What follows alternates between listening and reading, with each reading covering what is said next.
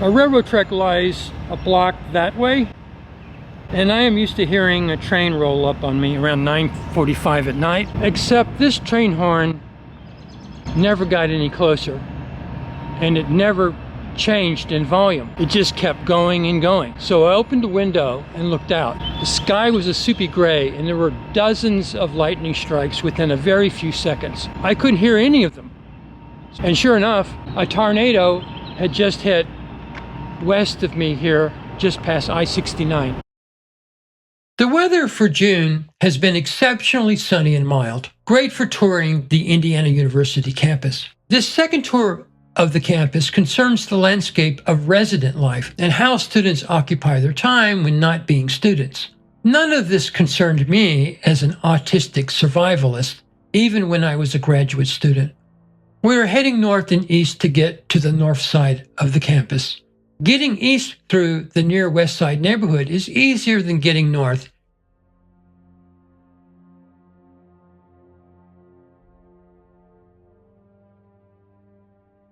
We have crossed Rogers near the B line. This access road is where 10th Street recommences after being chopped in two by the railroad track. A young college student disappeared many years ago from this general vicinity. They never found her.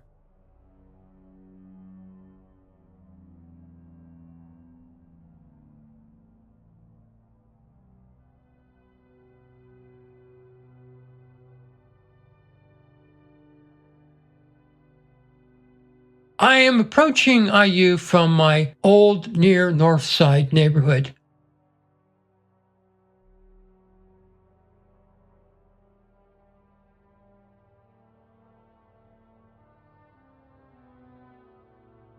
This bicycle shop has been here forever. Used to be a Chinese grocery before the city shut it down for health reasons. This corner house is newish and replaces a house where a friend used to live. This is the place where I used to make copies of my comics. Across the street is the McCullough School, which is where undergraduate art majors have studios and hold exhibitions. These studios are the model for Arbor Hall and Icarus Transfigured.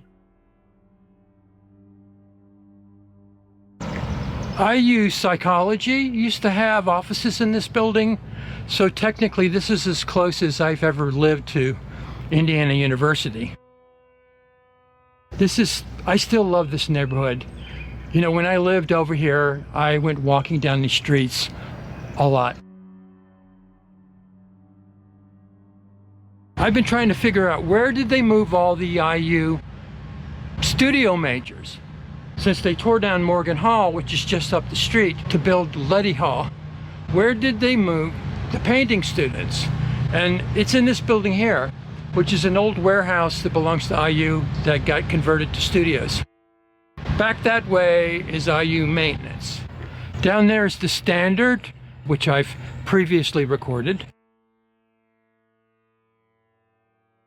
And here again are the painting studios. So when I lived over in this neighborhood, this building was just a wreck. It was just an old warehouse.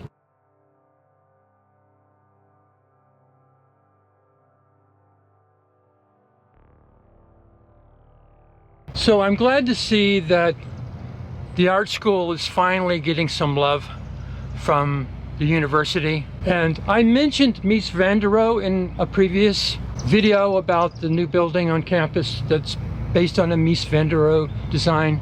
Indiana University has a satellite campus in Columbus, Indiana. Columbus, Indiana is known for two things. It's known for Cummins engines, which has very deep pockets. It's famous for bringing in world-class architects to design public buildings, including Mies van der Rohe. So there's a Mies van der Rohe building in Columbus, Indiana. Okay, this is the park I used to go walking in when I lived on this side of town. And the entrance to it is back this way. It used to be a trailer park for students, but then it just became overflow parking for Assembly Hall. But I did a lot of walking in this park.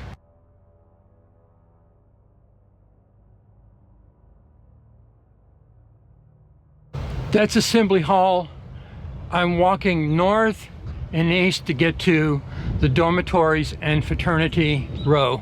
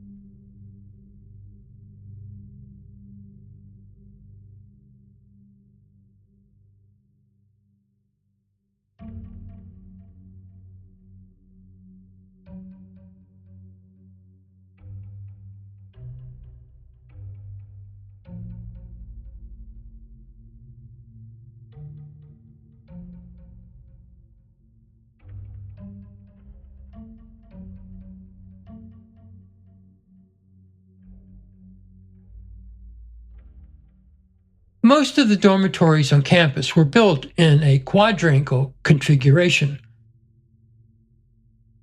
But in recent years, they have built in and around them with new structures. This one encircles the McNutt Quad.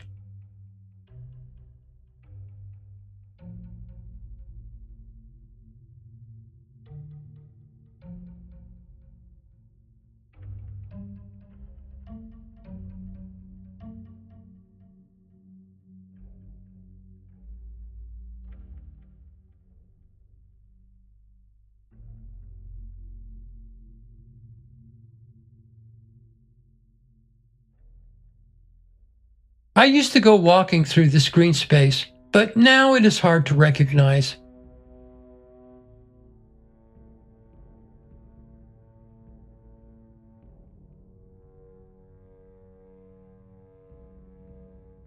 We return to 17th Street, so we may enter Eagleson Avenue and tour Frat Row. While the students are away for the summer, construction and repairs are underway, just like the rest of the city.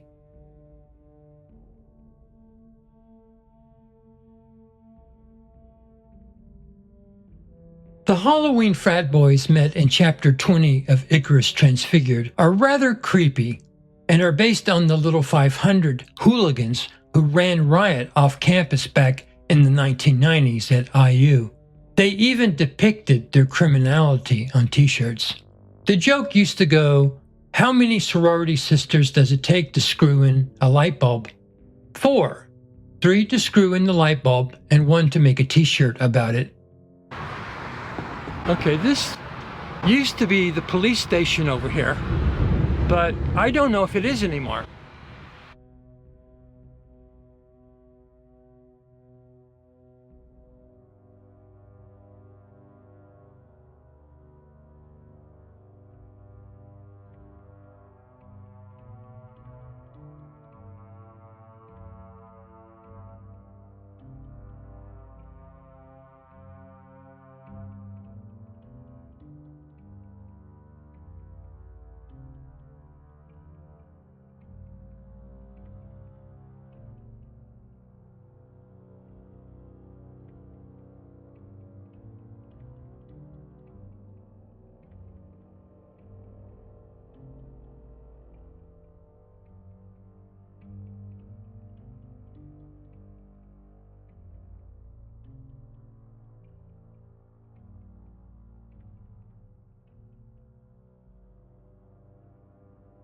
The sports complex reshaped the green space north of 10th Street and the railroad track.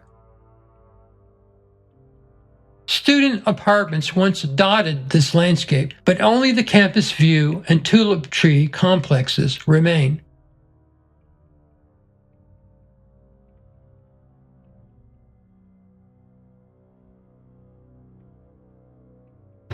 That looks like a fraternity back there. This way is the sports complex. It just goes on for miles.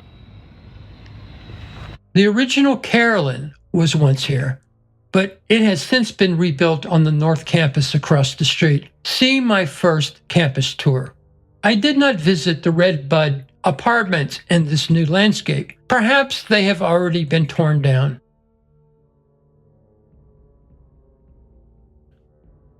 This is Eigenman Hall, where I lived for 2 years while I attended graduate school.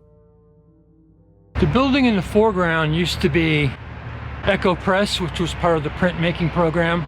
The first day I drove to Bloomington was the first time I ever drove anywhere in my life. I was utterly terrified and exhausted on arrival. I was afraid of heights, and yet I had a dorm room on the 12th floor in what is, I believe, the tallest building in town. I made friends in this building, and the cafeteria food was excellent.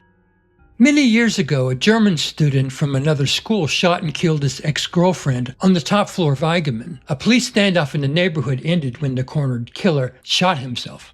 This is the Tulip Tree apartments where married graduate students used to live, or maybe still do live.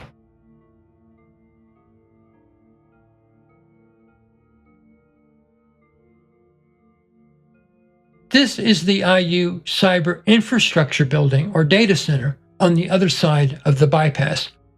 It was built some years ago and is part of a park of older buildings owned or leased by the university.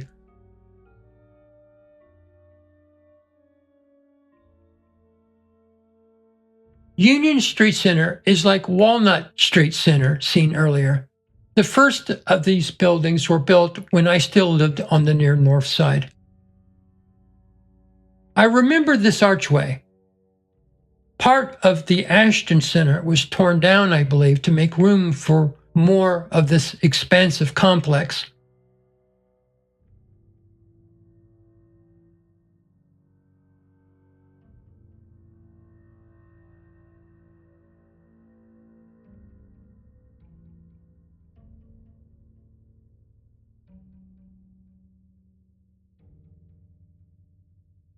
I discussed the School of Education previously, which can be thought of as an anchor store for this maze of dormitories and student apartments.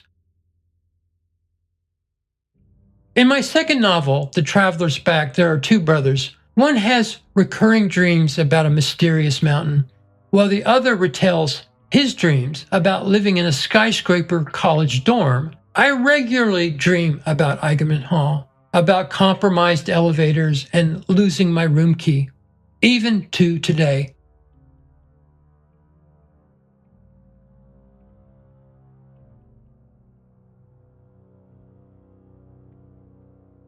We are walking back towards Eagleson, which divides the housing side of IU from the school side.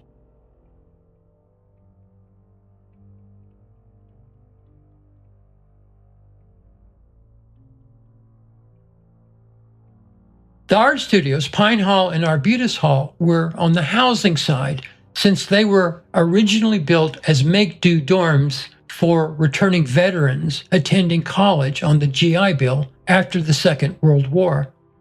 I know all these buildings very well. You just don't know that you know them until you start walking and revisit the neighborhood. 7th Street used to be a through street that cut the North and South Campus in two, but they closed it off by the auditorium years ago, so now it is in two pieces.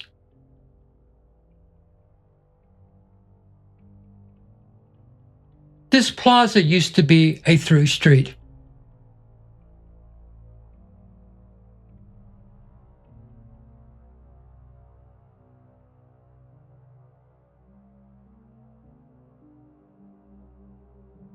This is where 7th Street restarts.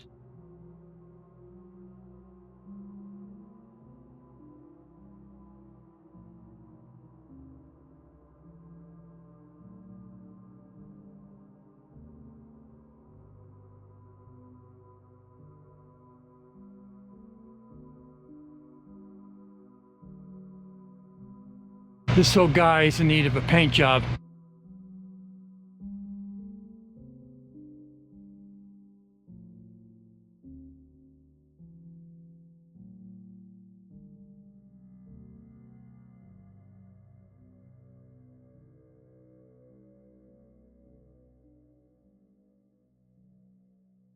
All roads again lead back to the Indiana Memorial Union, which is a public space where you can stop to use the bathroom after a long trek across campus.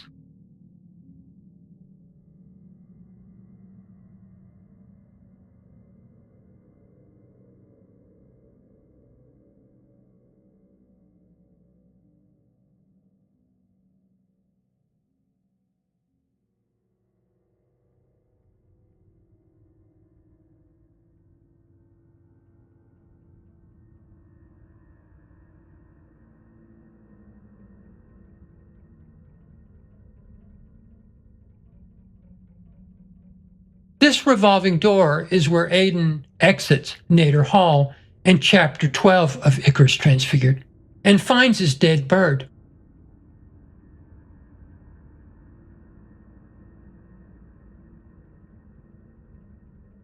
I met former IU President Herman B. Wells several times when I worked as an art guard at the Indiana University Art Museum.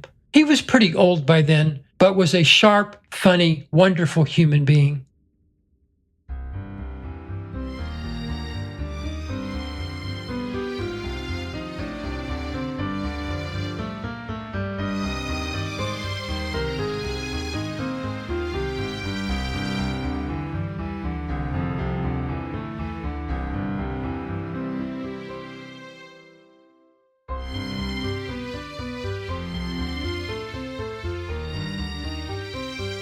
The sample gates send us heading back home down Kirkwood Avenue.